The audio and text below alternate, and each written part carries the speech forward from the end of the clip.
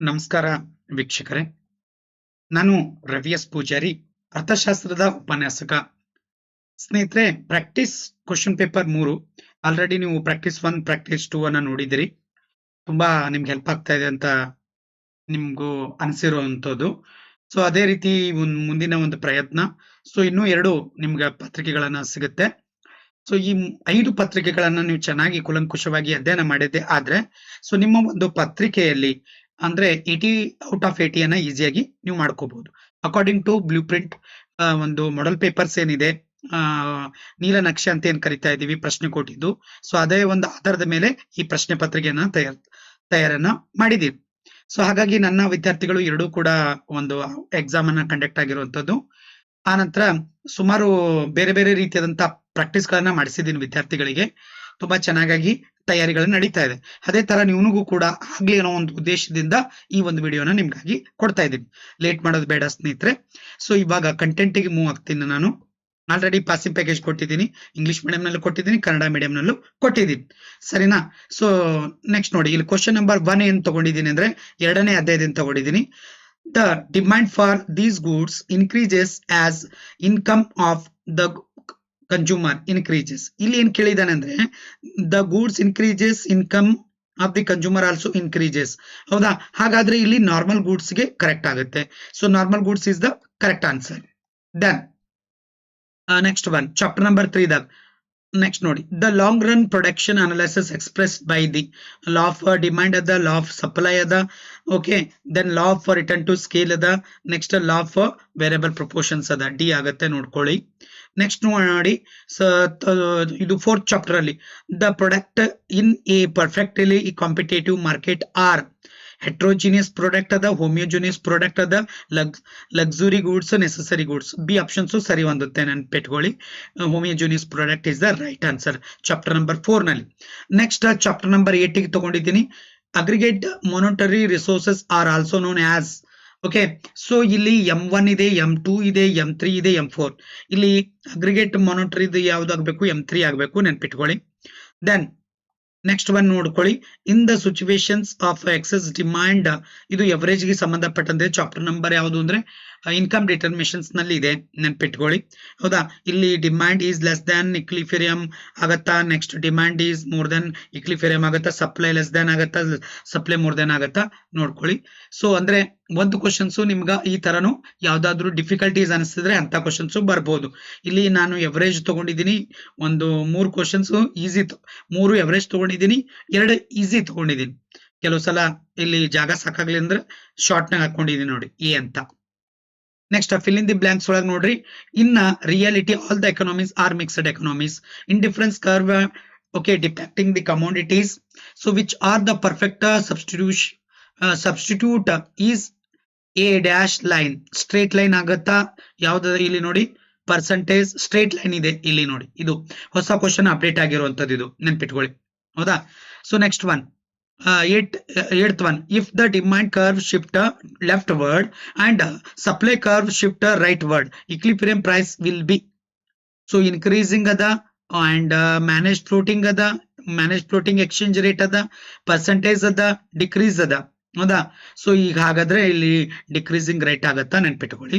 Consumer price index, ಇದು ಯಾವುದು? 5ನೇ ಚಾಪ್ಟರ್ ನಲ್ಲಿ, 5th ಚಾಪ್ಟರ್ ನ.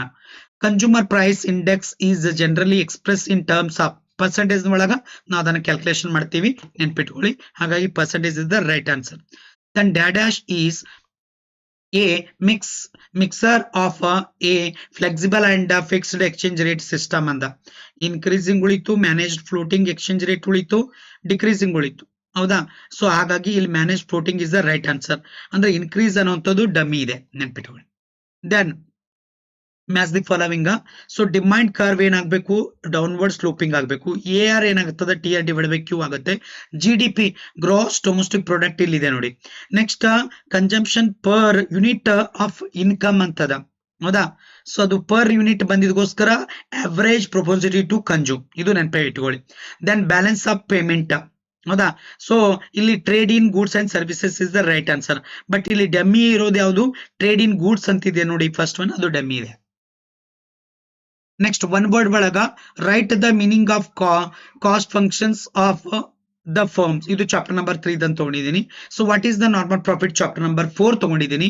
So who are the economic agent, easy questions ಯಾವ ಇವೆಲ್ಲ. ಸೊ ಇದು ಚಾಪ್ಟರ್ ನಂಬರ್ 6 ಮ್ಯಾಕ್ರೋ ಎಕನಾಮಿಕ್ಸ್ ನ ಫಸ್ಟ್ ಚಾಪ್ಟರ್ ನಾನು ತಗೊಂಡಿದ್ದೀನಿ.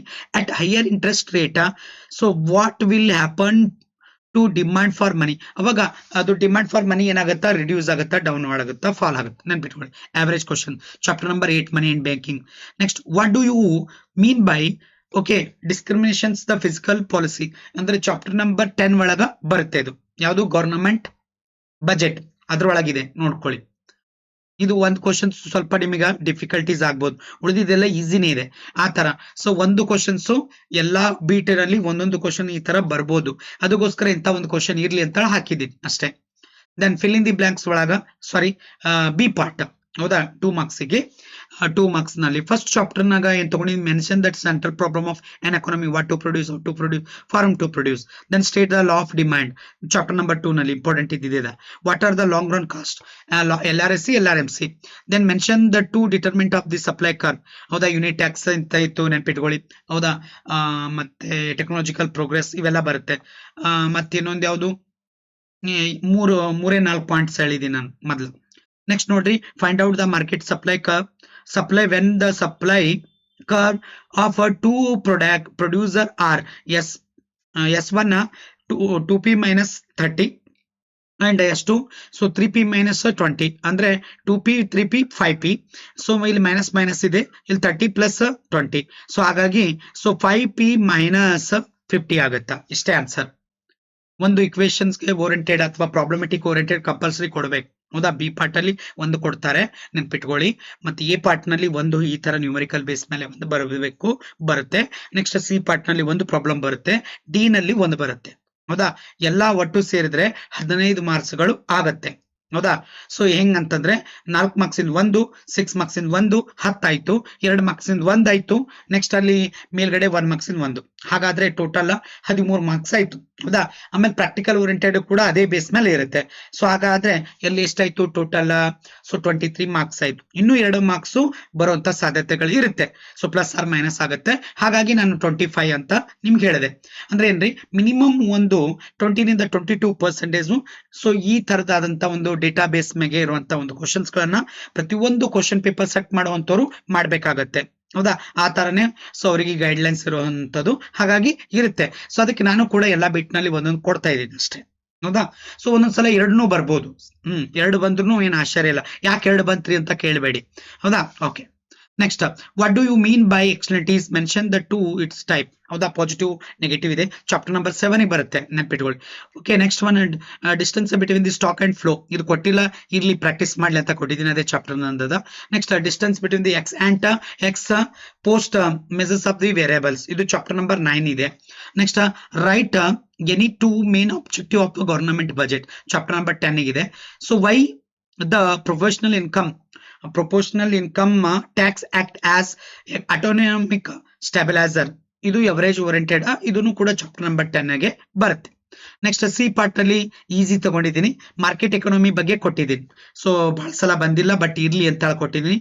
How does okay the market economy works, ಇದು ನೆಕ್ಸ್ಟ್ ಒನ್ ಚಾಪ್ಟರ್ ನಂಬರ್ 1 ಇದೆ. Next explain the indifference map, ಇದು ಬರಿಬಹುದು ಎಲ್ಲರೂ, ಆವರೇಜ್ ಆಗಿದೆ. Explain the features of perfect competition, easy ಇದೆ. ಒಂದು ಪ್ರಾಬ್ಲಮ್ ಹಾಕಿದ್ದೀನಿ, ಇಲ್ಲಿ ಡೇಟಾ ಚೇಂಜ್ ಮಾಡಿದ್ದೀನಿ ಅಷ್ಟೇ. ಇದು ಚಾಪ್ಟರ್ ನಂಬರ್ 4 ಇದೆ ನೆನ್ಪಿಟ್ಕೊಳ್ಳಿ. ಓಕೆ, ನೆಕ್ಸ್ಟ್ ಡಿಸ್ಕಸ್ ದ ಯಾವುದು ಸಾರಿ 4 ಅಲ್ಲ, 4 ಇಲ್ಲಿದೆ ಸಾರಿ 5ದಾಗ ಪ್ರಾಬ್ಲಮ್ ಕೊಟ್ಟಿದ್ದೀನಿ ನೆನ್ಪಿಟ್ಕೊಳ್ಳಿ. ಸೊ ನೆಕ್ಸ್ಟ್ 6 ಚಾಪ್ಟರ್ನಾಗ discuss the emergence of the macro economics. Okay, yes. Then money act as convenient unit of account. Explain this statement with the example. Idu chapter number 8. Then chapter number 9 daga explain the consumption functions with the diagram. Idu easy ಇದೆ, ಪ್ರಶ್ನೆಗಳಿದಾವೆ, almost all ಈಸಿನೇ ಇದಾವೆ. ಇಲ್ಲಿ ಸ್ವಲ್ಪ ಇದು difficulties ಆಗ್ಬೋದು. 34th one, ಹೌದಾ. The physical deficit give the borrowing requirement of the government, ಹೌದಾ. So ಇದು ಒಂದು ಸ್ವಲ್ಪ ಡಿಫಿಕಲ್ಟೀಸ್ ಆಗುತ್ತೆ ಡೆಫಿನೆಟ್ ಆಗಿ, ಇದು ಬೇಕಾದ್ರೆ ಸ್ಕಿಪ್ ಮಾಡ್ಕೋಬಹುದು ನೀವು. Next right the capital account components of the chart of the balance of payment, ಇದು 11th ಚಾಪ್ಟರ್ ಚಾರ್ಟ್ ಇದೆ. ಕಂಪಲ್ಸರಿ ಒಂದು ಚಾರ್ಟ್ ಕೊಡಬೇಕು ನೆನ್ಪಿಟ್ಕೊಳ್ಳಿ ಸ್ನೇಹಿತರೆ, ಹಾಗಾಗಿ ಅದಕ್ಕೆ ನಾ ಈ ಚಾರ್ಟ್ ಕೊಟ್ಟಿದ್ದೀನಿ.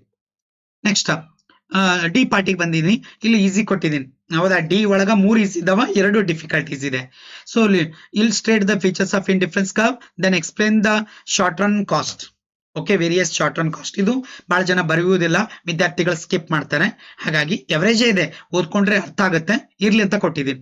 ದೆನ್ 38 ಮಾಡ್ತಾರೆ ಬಹಳ ಜನ. ಹೌದಾ, ಪ್ರಾಬ್ಲಮ್ಸ್ ಓರಿಯೆಂಟೆಡ್ ಇದೆ. ಇಲ್ಲಿ 9000 crores ಕೊಟ್ಟಿದ್ದೀನಿ. ಇಲ್ಲೆಲ್ಲ ಡೇಟಾನು ಸ್ವಲ್ಪ ವೆರಿ ಮಾಡಿ ಕೊಟ್ಟಿದ್ದೀನಿ, ಪ್ರಾಕ್ಟೀಸ್ ಮಾಡ್ಕೊಳ್ಳಿ. Then explain the functions of ಮನಿ.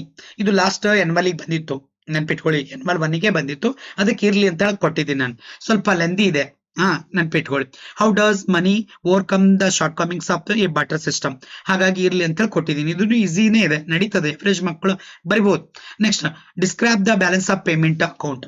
ಹೌದಾ, ಇದನ್ನು ಕೂಡ ಎವರೇಜ್ ಇದೆ, ಬಟ್ ಬಹಳ ಜನ ಇದು ಬಿಡ್ಬೋದು. ಅದಕ್ಕೋಸ್ಕರ 3 ಖಂಡಿತವಾಗ್ಲೂ ಮಾಡ್ತಾರೆ ಅಂತ. ಯಾವುದು 36, 38, ನೆಕ್ಸ್ಟ್ 39.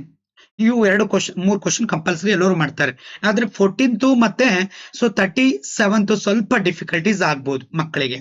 ಹಾಗಾಗಿ ಈ ಪಾರ್ಟ್ ಅಲ್ಲಿ ಅದೇ ಕೊಡಬೇಕು. ಡೇಟಾ ಚೇಂಜ್ ಮಾಡಿದ್ದೀನಿ.